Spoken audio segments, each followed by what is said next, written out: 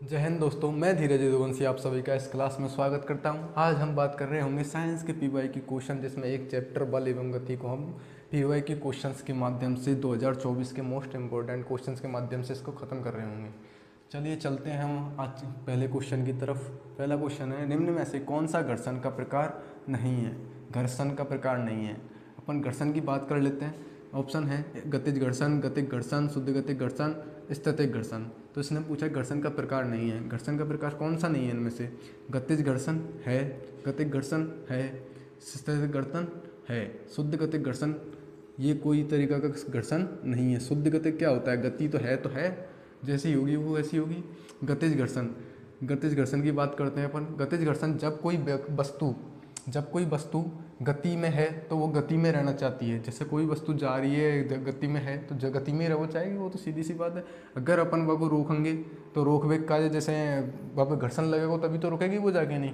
अगर घर्षण बल नहीं लगे, दो सतहें हैं, सतह के बीच में अगर घर्षण नहीं लगेगा तो कैसे रुकेगी? गति में है तो चलती जाएगी। घर्षण तो लगेगा जब भी तो रुकेगी, वो कम पड़ेगी। घर्षण के बिना तो रुक नहीं सकती। तो ये तो अपन को क्या है? गतिज घर्षण। अब बात करते हैं स्थैतिक घर्षण की।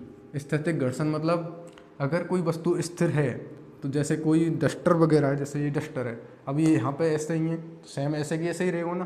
तो वो आगे खिसकाएंगे तो ये आगे खिसक तो रहा है, लेकिन बल लगा रहे हैं अपन जब जोर से बड़े मुश्किल से आगे जा रहा है ये, ठीक है, बहुत धीरे धीरे। तो मतलब स्थिर है तो वो स्थिर रहना चाह रहा हो। तो ये क्या है? या के बीच में, इन दोनों सतह के बीच में क्या लग रहा है? घर्षण लग रहा है। कौन सा घर्षण है वो? स्थैतिक घर्षण, ठीक है। तो ये तो अपने पास में स्थैतिक घर्षण। गतिक घर्षण, ये गतिज घर्षण का ही रूप है। जैसे कोई वस्तु फिसल रही है तो वो जब फिसलेगी तब भी बाकी पास में बल लगेगा ना, नीचे के साथ में ढलान है, जैसे वो जाएगी तो बल तो लगी रहा ऊपर से, दोनों सतह के बीच में घर्षण तो है ही है। तो वो क्या है? गतिक घर्षण है। एक और होता है लोटनिक घर्षण। क्या? लोटनिक घर्षण। लोटनिक घर्षण मतलब कोई वस्तु, जैसे गोलाकार वस्तु है, वो लुढ़क रही है, लुढ़कती जा रही है। अब या लुढ़क रही है तो भाई या सतह के बीच में भी घर्षण लगेगा, जब भी तो वो लुढ़केगी। चल यहाँ चली गई, फिर यहाँ चली गई। एक टाइम ऐसा आएगा कि वो रुक जाएगी। क्यों रुक गई? क्योंकि घर्षण लग रहा होता है उन दोनों वस्तुओं के बीच में, दोनों सतह के बीच में। एक तो ये वाली सतह जैसे गोलाकारी, और ये वाली सतह, इन दोनों सतह के बीच में क्या लग रहा था? घर्षण। तो घर्षण लग रहा हो तो कैसे? तो वो वस्तु धीरे धीरे जाके नहीं, एक टाइम पे रुक जाएगी। तो ये क्या है? लोटनिक घर्षण। ये तीसरा, ये अपन पास में पहला हो गया गतिक घर्षण, गतिज घर्षण, स्थैतिक घर्षण और लोटनिक घर्षण। अब घर्षण की परिभाषा तो समझ में आ गई होगी इन चीज़ों ने देख के नहीं। जब दो सतहों के मध्य में कोई बल लगता है तो वो कौन सा बल होता है? घर्षण बल होता है। लिख देता हूँ मैं यहाँ पे। जब दो सतहों के मध्य कोई बल लगता है तो वह घर्षण बल होता है। कौन सा बल होता है वो? घर्षण बल होता है। अब घर्षण बल की विशेषता क्या है? घर्षण बल की विशेषता है कौन कौन सी? सतहों की प्रकृति पर निर्भर करता है। जैसे सतह खुरदरी है, खुरदरी सतह है तो अधिक घर्षण लगेगा। वहाँ पे कम वस्तु में देर में धक्का देंगे अपन जोर से, जब वो धीरे धीरे जाएगी। अगर चिकनी सतह है तो वो आसानी से अपन खिसका लेंगे, कोई वस्तु है, ठीक है ना। तो ये क्या पर निर्भर करता है? सतहों की प्रकृति पर निर्भर करता है। और मशीनों में स्नेक का प्रयोग किया जाता है। नहीं तो अगर मशीनों में अपन स्नेक नहीं डालें तो वे वैसे ही घिस जाएँ, वैसे ही खराब हो जाएंगी वे।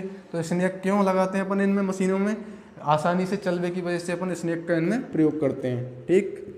ये अपना पहला क्वेश्चन था। नेक्स्ट क्वेश्चन की बात क्वेश्चन है, बल का एसआई मात्रक क्या है? बल का एसआई मात्रक क्या है? वाट, वोल्ट, न्यूटन या जूल? वाट, वोल्ट, न्यूटन या जूल? एक बात बताओ, वाट का को मात्रक हुए? वाट मात्रक होता है पावर या शक्ति का। किसका मात्रक होता है वाट? पावर या शक्ति का। वोल्ट विभवांतर, किसका मात्रक होता है? वोल्ट विभवांतर का। और न्यूटन बच्चों का न्यूटन। और जूल का को मात्रक हुए?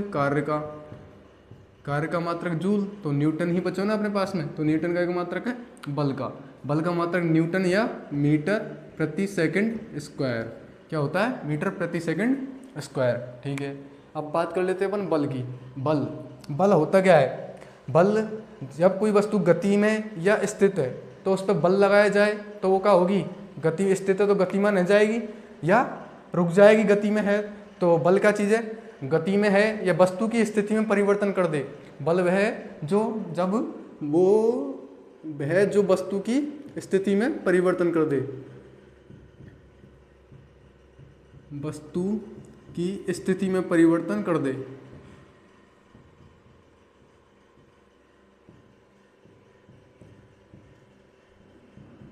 परिवर्तन कैसे है, परिवर्तन जैसे जैसे वस्तु गति में ही तो वो क्या है गई, रुक गई, और स्थिति तो वो आगे बढ़ गई। ठीक है, तो वह क्या है, बल है। अब बल का ऐसा ही मात्रक तो न्यूटन और मीटर प्रति सेकंड स्क्वायर है गए, लेकिन सीजीएस मात्रक क्या है बल का, सीजीएस मात्रक है डाइन। डाइन क्या है, डाइन, डायन नहीं डाइन, 1 न्यूटन। अब 1 न्यूटन बराबर होती है 10 की घात 5 डायन। 1 न्यूटन 10 की घात 5 डायन के बराबर होता है, ध्यान रखना। बल कैसी राशि है, बल सदिश राशि है। सदिश और अदिश राशि तो पते होंगे ना, तो बल कैसी राशि है, सदिश राशि है।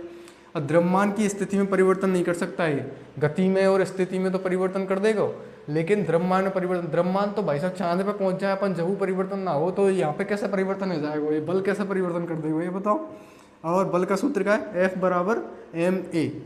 F बराबर एम ए मतलब बल कै के बराबर होता है, द्रव्यमान इंटू त्वरण। द्रव्यमान के गुणनफल, द्रव्यमान और त्वरण के गुणनफल के बराबर होता है। ठीक है, ये बल के बारे में जानकारी थी। इसका ऐसा ही मात्रक, सीजीएस मात्रक ध्यान रखना। और अगला सवाल देखते हैं अपन। क्वेश्चन है हमारे पास, न्यूटन के किस नियम के अनुसार प्रकृति में प्रत्येक क्रिया बल के एक समान और विपरीत प्रक्रिया का होती है। मतलब प्रत्येक क्रिया के विपरीत एक प्रतिक्रिया होती है, एक समान और विपरीत प्रक्रिया होती है, मतलब क्रिया प्रतिक्रिया का नियम।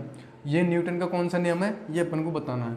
न्यूटन ने कितने नियम दिए, बल के 3 नियम दिए। कौन सा, पहला, दूसरा और तीसरा। पहला नियम क्या कहता है, पहला नियम ही क्या है, जड़त्व का नियम। इसका मतलब जड़त्व का नियम, ये पहला नियम कहता है कि यदि कोई वस्तु स्थिर है या गतिमान है तो वो स्थिर रहना चाहती है, गतिमान रहना चाहती है, वह अपनी स्थिति में परिवर्तन का विरोध करती है। ये कौन सा नियम कहता है, पहला नियम कहता है। और दूसरा नियम है संवेग संरक्षण का नियम या परिवर्तन, संवेग में परिवर्तन का नियम। दूसरा नियम कहता है F बराबर ma, यह अपन का सूत्र देता है। मतलब दूसरे नियम के अनुसार कहता है, जड़त्व का नियम, कि वस्तु का द्रव्यमान उसके त्वरण के गुणनफल के बराबर होता है, द्रव्यमान त्वरण के गुणनफल के समानुपाती होता है। ये संवेग संरक्षण का नियम या दूसरा नियम है इसका। और तीसरा नियम है अपने पास में क्रिया प्रतिक्रिया का नियम। यही अपन का आंसर है। कौन सा, क्रिया प्रतिक्रिया का नियम। इसके अनुसार कोई वस्तु क्रिया के ऊपर बल लगाते हैं अपन तो वो क्रिया करेगी तो फिर सामने वाली भी कोई 2 वस्तुएं तो एक पे बल लगाएंगे तो दूसरी पे अपने आप में प्रक्रिया होगी। मतलब आपस में क्रिया प्रतिक्रिया का नियम, दोनों वस्तुएं आपस में एक दूसरे के प्रति विपरीत प्रक्रिया होती है। जैसे कोई बस में व्यक्ति बैठा हुआ है, अगर बाकी बस चल रही है, अब बस में अचानक से ब्रेक लगा देंगे तो बस रुकेगी तो व्यक्ति कहाँ जाएगा, आगे की तरफ जाएगा अचानक से। तो जैसे ही बैठा हुआ तो जब से क्रिया रही, बस चल रही है, आराम से क्रिया चल रही है, लेकिन जैसे ही बाकी विपरीत उन्होंने बल लगा के नहीं प्रयोग करो तो संगीत का हुई विपरीत प्रतिक्रिया है गई। तो एक है क्रिया प्रतिक्रिया का नियम। इसके अपन के एग्जाम्पल बहुत इंपॉर्टेंट है, अपन देख लेते हैं। एग्जाम्पल है अपने पास में, बंदूक से गोली चलाते समय पीछे की ओर झटका लगना। अब जैसे बल में भी झटका लगो, जैसे ही गोली चलाते जब भी लगते हैं, जैसे गोली रख के चलाएंगे तो गोली तो जाएगी आगे, लेकिन पीछे की साइड में व्यक्ति को धक्का देगी।